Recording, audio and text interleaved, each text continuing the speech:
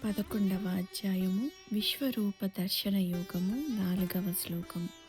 మన్యసే యది తచ్చక్యం మయా ద్రష్టుమితి ప్రభో యోగేశ్వర తతో మే త్వం దర్శయాత్మానమవ్యయం. తాత్పర్యము: ఓ యోగేశ్వర, ఓ ప్రభు, నీ దివ్య రూపమును చూచుటకు నన్ను అర్జునిగా నీవు భావించినచో శాశ్వతమైన నీ దివ్య స్వరూపమును నాకు చూపించుము. వివరణ: ఇంతకు క్రితం శ్లోకంలో అర్జునుడు ఆ పరమాత్మ యొక్క విశ్వరూపమును చూడగోరాడు. ఇప్పుడు ఆయన యొక్క అనుమతి అడుగుతున్నాడు.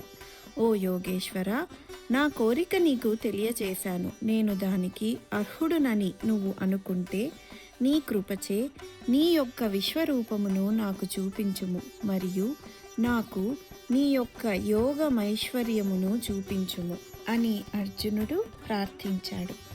ఒకసారి రిషికేశ్లో రామసుఖదాస్ స్వామీజీ వారిని, ఈ నేత్రములతో భగవంతుణ్ణి దర్శించగలమా అని ఒకరు ప్రశ్నించారు.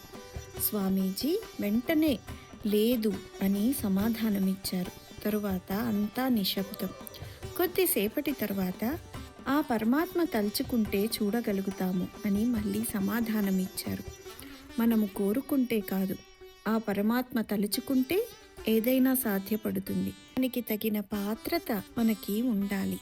ఈ శ్లోకంలో అర్జునుని వినయ విధేయతలు, భక్తి ప్రపత్తులు కలిగిన శిష్యుడి లక్షణాలు ప్రస్ఫుటంగా కనిపిస్తాయి. గురువు చెంత ఉండునప్పుడు ఇటువంటి ప్రవర్తన మనమందరము నేర్చుకొనవలేను. 5వ శ్లోకము.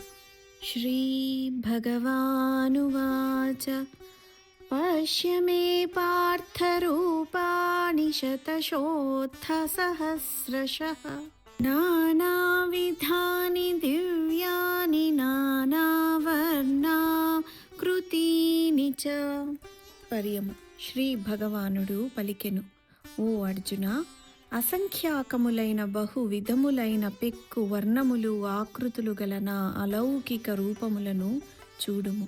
వివరణ: దేవతలు, మానవులు, జంతువులు, పక్షులు, అన్ని సజీవ మరియు నిర్జీవ జీవులు మరియు తనలోని అనేక అద్భుతమైన దృశ్యాలతో సహా మొత్తం ప్రపంచాన్ని చూడమని భగవంతుడు ఆదేశిస్తాడు.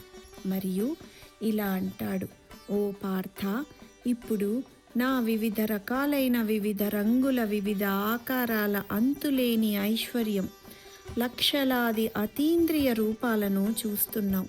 అర్జునుడు చూపించమన్నాడు, భగవంతుడు చూపిస్తున్నాడు.